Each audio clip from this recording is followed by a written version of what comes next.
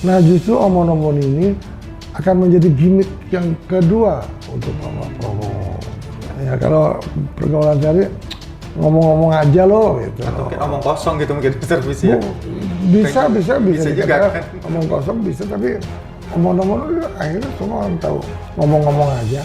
Ya saya juga bingung kenapa kok udah diserang, sedangkan debat juga kalah.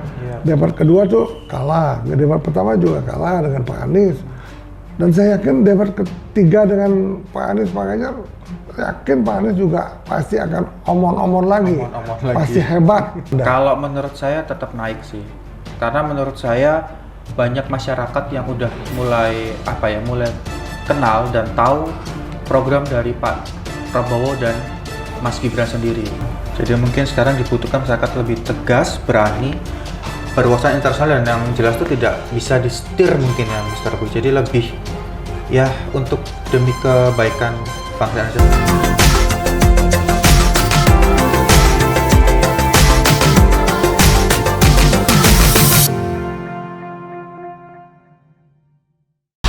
Halo Sobat Mr. Puisi, kembali lagi bersama saya Rudy, channel kesayangan kita Mr. Puisi Live. Nah, pada hari ini kita akan membahas lagi tentang debat capres yang sudah terjadi pada hari Minggu kemarin, tanggal 7 Januari 2024 teman-teman. Nah, judulnya adalah Prabowo kalah debat tapi tetap menang. Nah, kira-kira apa ini? Kenapa Prabowo kalah debat tapi tetap menang? Apa yang dimaksud dengan judul tersebut? Nah, kita akan bahas langsung bersama siapa lagi kalau bukan Mr. Puisi. Tepuk tangan untuk Mr. Puisi teman-teman.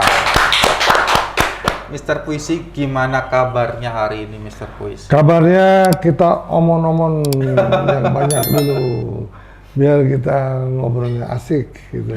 Nah, kalau kita pintar omon-omon, kita berarti pintar merangkai kata-kata. Nah, justru omon-omon ini akan menjadi gimmick yang kedua untuk Pak Prabowo. Nah, makanya kita harus kita lihat apakah omon-omon ini bisa menjadi viral lagi seperti gemoy. Gemoy, jadi ada gemoy dan omon-omon. Ya, ini coba kita lihat banyak membahas mengenai omon-omon itu ya. Nah, apa omon-omon itu maksudnya kan omong-omong gitu ya. Cuman diplesetkan menjadi omon-omon. Tapi orang kok tahu ya omon-omon itu omong-omong. Mungkin gesturnya waktu itu udah kelihatan yang dia maksud gitu mungkin. Bukan gitu kan apa? Omon-omon itu ditujukan ke Pak Anies.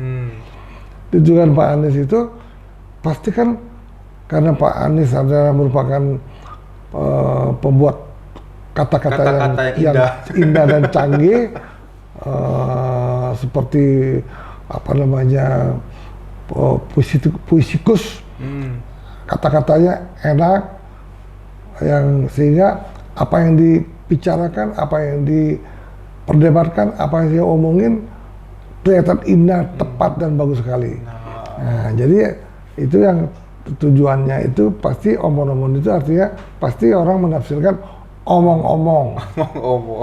Ya kalau pergaulan sehari ngomong-ngomong aja loh gitu. Atau mungkin omong kosong gitu mungkin Mr. Puisi ya? Bisa juga kan? Omong kosong bisa, tapi omong-omong akhirnya semua orang tahu ngomong-ngomong aja. Mungkin biar lebih halus, jadi omon-omon. Lebih bukan lebih halus, lebih seksi. Lebih seksi. Nah, itu. Nah, kalau kita membahas tentang judul hari ini Mr. Puisi, Prabowo kalah debat tapi tetap menang. Nah, ini apa nih maksudnya? Karena kalau emang kita lihat kemarin kan dari debat kemarin Pak Prabowo diserang langsung nih oleh Pak Ganjar dan Pak Anies. Kenapa walaupun diserang tetap menang? Kenapa begitu? Karena apa? Serangannya terlalu keras, sepertinya seolah-olah direncanakan oleh kedua paslon, menyerang dan tiktokan menyerangnya, ya, sehingga ada orang yang seolah-olah yang diserang menjadi lemah, menjadi seolah-olah sedih gitu ya, seperti hampir nangis saya lihat itu. Sedihnya, sedih menahan emosi. Daripada marah lebih bagus dia diam. Itu menyebabkan simpatisan para penonton, terutama penonton-penonton yang tidak punya intelektual yang tinggi ya. Mereka tuh merasa kasihan. Ya, ya. Ibu-ibu mengatakan kasihan. Karena menarik simpati ya. Jadi mendapatkan simpati lebih, sehingga banyak akan beralih dari paslon lain ke Pak Prabowo. Ya saya juga bingung, kenapa kok udah diserang, sedangkan debat juga kalah. Ya. Debat kedua tuh kalah, debat pertama juga kalah dengan Pak Anies. Dan saya yakin debat ketiga dengan Pak Anies, Pak Ganjar, yakin Pak Anies juga pasti akan omon-omon lagi. Pasti hebat. Dan pasti dapat ranking nomor 1 lagi. Untuk omon-omon ya, Mr. Ya karena orang yang pintar omon-omon, itu pintar ngomong. Jadi pintar bicara pastilah jadi menarik, merangkai kata-katanya. Sehingga orang yang eksak, pasti, tegas, nggak bisa akan melawan orang yang pintar omon-omon gitu loh. Gitu. Tapi emang kalau kemarin kita lihat untuk debat kemarin banyak sekali pertanyaan itu kan ditujukan ke Pak Prabowo, tapi emang yang pertanyaan tersebut tuh nggak bisa dijelaskan dengan simpel, Mr. Puisi. Jadi mungkin kalau Pak Prabowo menjawab pada pada saat itu mungkin tidak cukup waktunya seperti itu. Sebetulnya sih cukup ya kalau mau, cuman seperti dikatakan bahwa Pak Prabowo memiliki tanah 430.000 hektar. Harusnya Pak Jokowi jawab dengan cepat. Mas Anies itu salah, sesungguhnya kepemilikan areal tanah tersebut bukan 340, memang jumlahnya kurang lebih 500.000 hektar.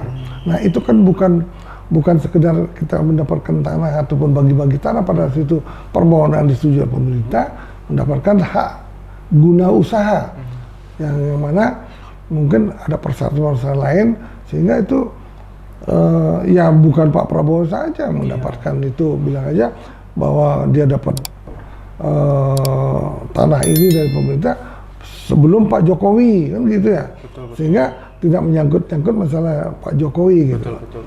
Nah itulah, jadi dan kebetulan tanah itu memang dekat IKN. Dan saya dengar dalam orasi Pak Prabowo, dia bilang dia akan serahkan tanah itu kepada pemerintah, apalagi yang persoalan. Jadi akan diserahkan untuk kepentingan umum seperti itu ya, Mr. Puisi. Jadi untuk bukan kepentingan umum, jadi diserahkan mungkin menjadikan food estate, atau dia menjadikan apa, itu sangat bermanfaat. Betul. Jadi bukan untuk dikuasai sendiri lah, istilah seperti itu ya, Mr. Puisi. Atau tetap mungkin sebagai AGU ditanamin pangan oleh Pak Prabowo. Nah, itu kan menguntungkan juga. Betul.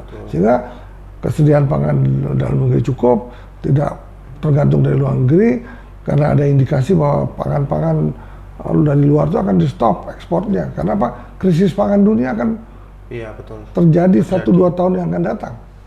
Betul. Nah, kalau dari sudut pandang Mr. Puisi sendiri nih, nah kemarin kan bisa dikatakan Pak Prabowo ini kan kalah debat. Nah, ini nanti akan ada lagi debat yang berikutnya untuk Capres. Nah, kira-kira strategi apa nih yang harus dilakukan Pak Prabowo biar nanti itu tidak ada terjadi hal yang semacam seperti kemarin, Mr. Puisi? Strateginya paling akan lebih banyak senyum, kemudian tidak emosi, akan mempersiapkan lebih matang lagi, lebih banyak lagi. Bila perlu pada saat debat itu ada pendampingnya di belakang layar. Kalau dia lupa statistiknya atau angka-angkanya kan bisa aja minta. Betul. Nah seperti yang dikatakan Pak Ganjar, ya Pak Prabowo kalau mau ada stafnya mana? Jawab ini pertanyaan saya yang udah jelas gitu. Nah itu tidak dijawab. Nah itu juga kelemahan Pak Prabowo, tidak mempersiapkan karena sudah tegang. Iya. Nah karena tegang karena omon-omon gitu loh. Gitu. Nah jadi kalau dari sudut pandang Mr. Puisi sendiri nih, udah jelas Pak Prabowo kemarin kalah debat, tapi berarti dia memenangkan simpati masyarakat, seperti itu Mr. Puisi?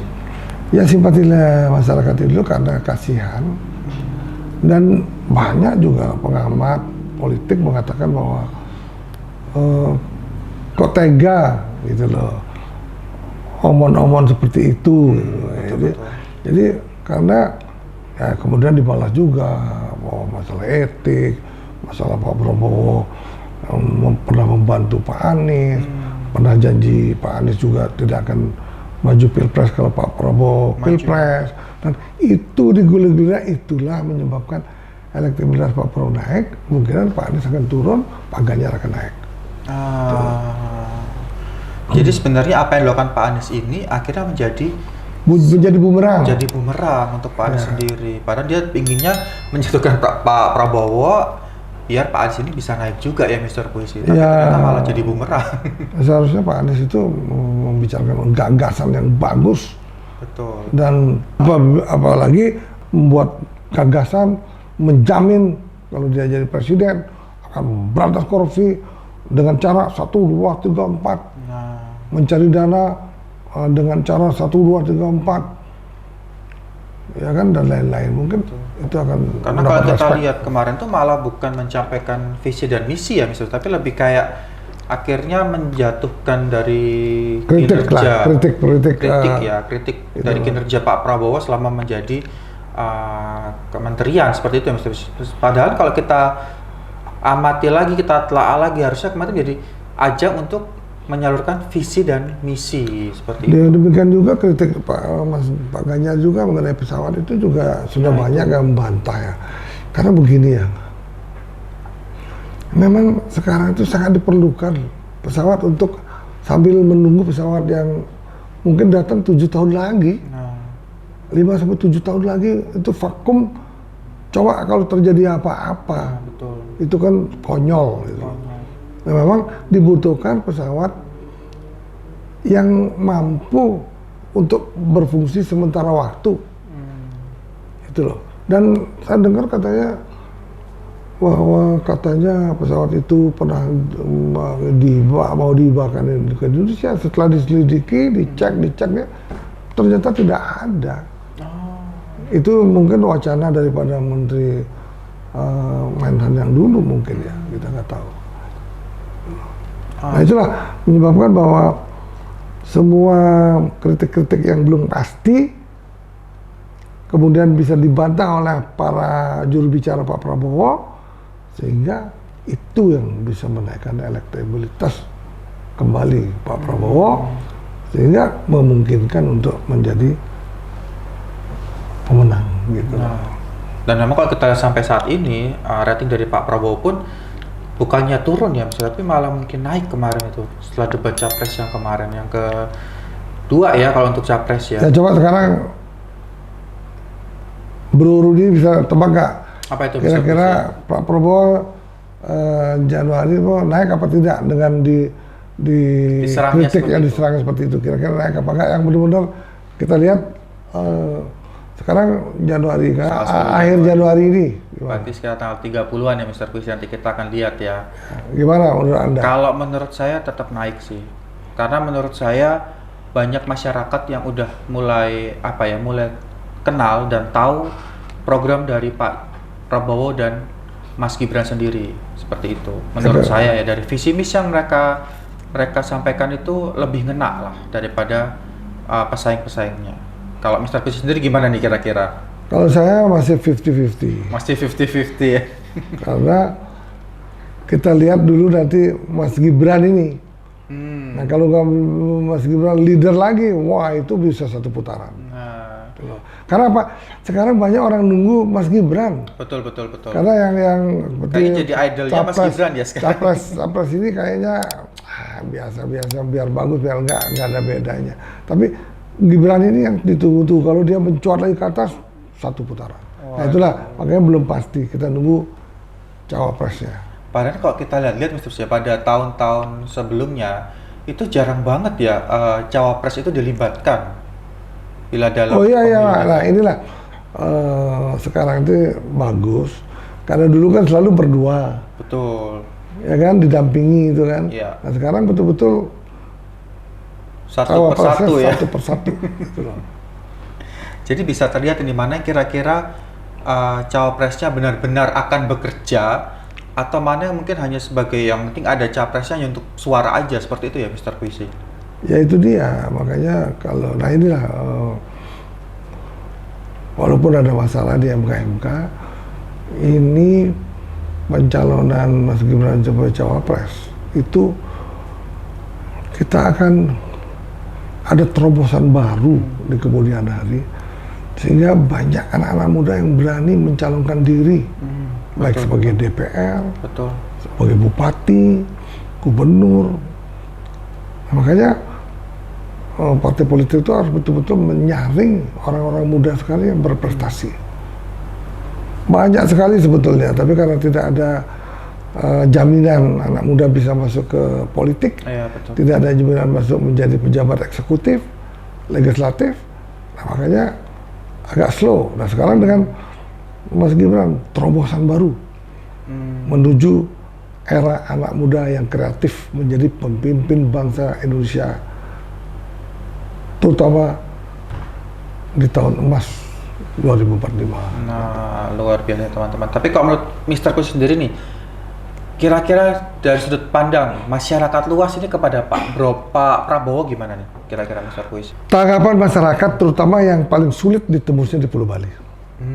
Di Pulau Bali disambutkan dengan meriah, berarti tanggapan masyarakat positif ya terhadap Mas Gibran di seluruh Indonesia positif. Gitu. Mengenai Pak Prabowo juga positif karena konon katanya masyarakat saat ini menginginkan pemimpin yang tegas, berani, dan berwawasan internasional. Wow. Jadi mungkin sekarang dibutuhkan masyarakat lebih tegas, berani, berwawasan internasional, dan yang jelas itu tidak bisa disetir mungkin ya Mr. Puisi. Jadi lebih ya untuk demi kebaikan bangsa Indonesia sendiri seperti itu. Nah, ya pada hari ini kita udah membahas nih teman-teman tentang Pak Prabowo yang kemarin sempat kalah debat tapi tetap dinyatakan menang nih oleh masyarakat karena banyak malah yang menarik simpati dari simpati masyarakat dari Pak Prabowo kemarin yang diserang oleh Pak Ganjar dan Pak Anies. Nah, buat teman-teman jangan lupa untuk tetap like, komen, dan subscribe channel Mr. Puisi, dan jangan lupa untuk follow IG Mr. Puisi untuk mendapatkan info-info lebih jelas dan lebih lanjut lagi. Dan kita juga jangan lupa nih, terima kasih juga untuk Mr. Puisi yang udah menemani kita nih selalu nih menjadi narasumber kita. Tepuk tangan dulu untuk Mr. Puisi teman-teman. Tepuk tangan. Ya.